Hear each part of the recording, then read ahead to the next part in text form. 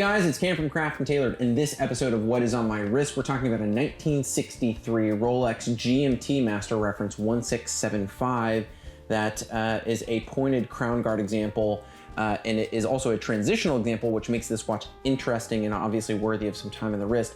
But this specific example also comes with a bunch of really cool provenance, and we are big fans of watches with provenance. And so really excited to share this with you. If you are a fan of vintage watches and if you are a fan of the channel, you probably already know what a Rolex GMT is, right? I'm not gonna go into the minutia of what a 1675 is, et cetera, et cetera. I wanna kind of highlight the provenance that this watch comes with, but also talk about the transitional nature of the reference 1675. You know, Rolex GMT was introduced in 1954. It was essentially a collaboration between Pan Am and Rolex as Pan Am started using the then newly designed Boeing 707, which allowed Pan Am to fly transcontinentally. And as a result of that, Pan Am reached out to Rolex and said, hey, we need a watch that can track multiple time zones because we're flying across different time zones as a result of us flying intercontinentally. Thus, the GMT was born. And basically, the first GMT to employ what we would call crown guards is the reference 1675. The first GMT that came out was a reference 6542. The difference between a 1675 and a 6542 is the bezel, the Bakelite bezel, but also the dial composition, the dial layout, and then also crown guards. The reason why Rolex ultimately modified their cases to include these crown guards was because that is a very weak point of the watch for water intrusion. These are oyster cases, meaning that they are waterproof, and that was a weak spot of the watch. So the reference 6542 was the first GMT, but it did not have any crown guards, leaving the winding crown ultimately exposed. You know, Rolex further modified the case to include crown guards. What's interesting about the early 1675s is that they actually have what we would call pointed crown guards, or in this case, what we would call like an eagle's beak. And there's a couple of different variations of crown guards that we see in early reference 1675s. Rolex had square crown guards, then pointed crown guards, and then now the more contemporary kind of rounded crown guards. What's really interesting is that starting with the 6542, Rolex had essentially a gilt dial with their GMTs, and there were different modifications to the gilt dial. In 1963, specifically, Rolex moved away from what we would call chapter rings. So I'll provide a picture here to basically describe the difference between a non-chapter ring and a chapter ring. But up until 1963, all GMTs had what we would call a chapter ring. So the minute track on the outside of the dial was enclosed with this chapter ring. And in 1963, Rolex ultimately moved away from chapter rings until I believe 1967. So gilt and non-chapter ring models span from 63 all the way until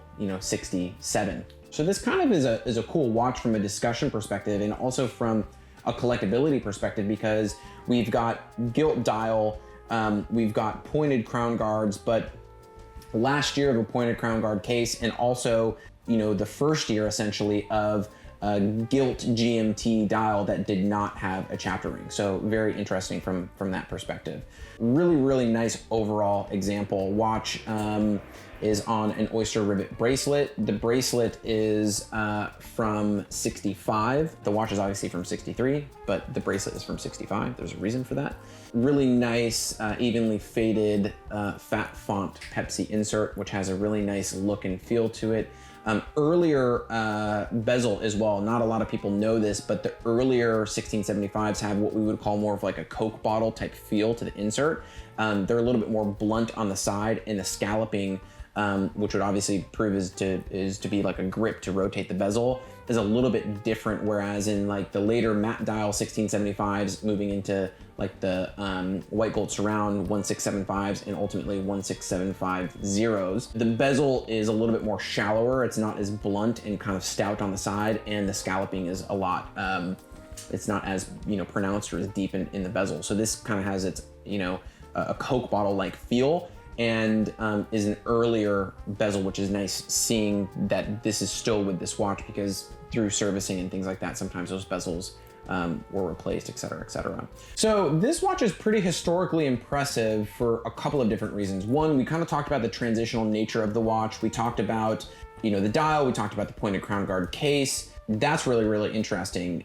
This watch was actually purchased in '63 and was originally owned by Mr. Bryce R. Kramer, who was an Army major and a helicopter pilot during the Vietnam War and a founding member of the Vinh Long Outlaws.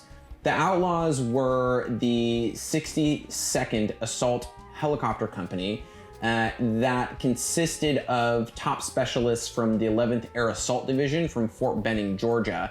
And from 1964 to 1965, the Outlaws were one of the first 7 U.S. military units stationed in Vietnam before the initial buildup of U.S. troops, and quickly became known for their effectiveness in supporting the troops on the ground. Really, really interesting. The Outlaws were probably flying AH-1 Cobras and probably UH-1 in an attack variant. And really, really interesting because this has some really cool military provenance. So what's really cool is we have the original service box. This is a return box.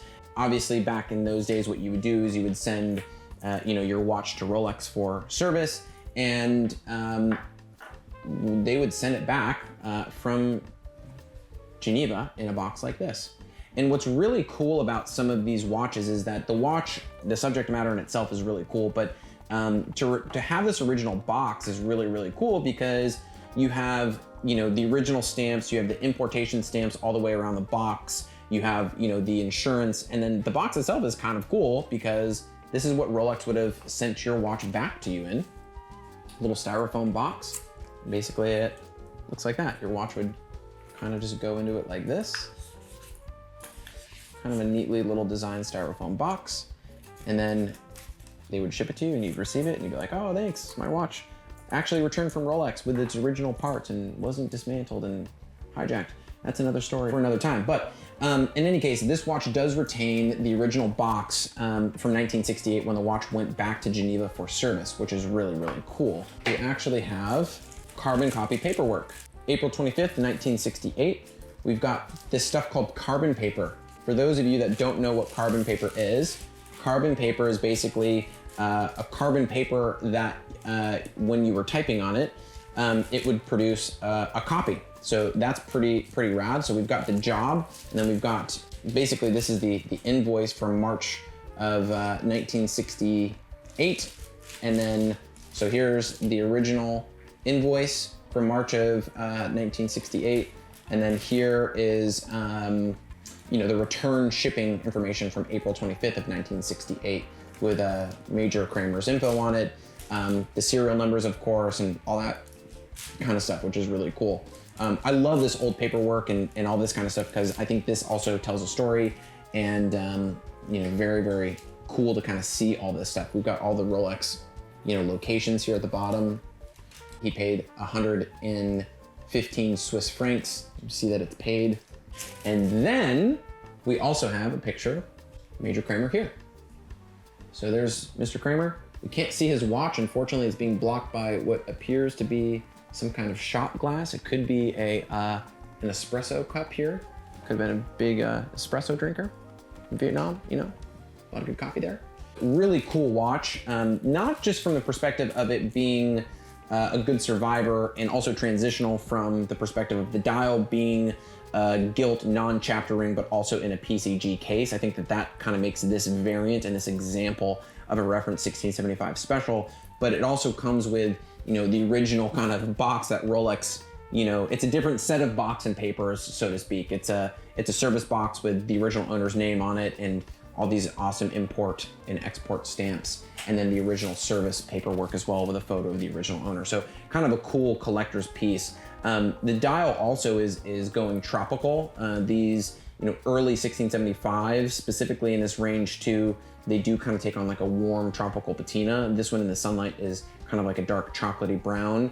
And the other thing that's really nice is it retains its original gilt hands, which are kind of like this brassy gold color. So on wrist, the watch is really, really stunning and has like a nice vibe to it. Nice kind of feel, nice kind of vibe. Again, I really like the case. Case is very strong. I love it on, the oyster bracelet. It looks really nice, but the watch has kind of a nice patina to it. The tritium, markers and the tritium luminous material is original within the hands and on the dial, and it's kind of taken on like this nice warm kind of sandy type of patina. So really, really impressive watch overall. So was excited to share this with you, and this deserved some time on the wrist because it is kind of a true survivor. I'll provide a link in the description below so that you guys can obviously check this out. As always, guys, thanks for tuning in. Be sure to like, comment, and subscribe. If you're not doing so already, follow us on Instagram. And if you've got watch questions, we are here and happy to help. Drop us a line at info@craftandtailor.com. Thanks again, guys. I will see you in the next one.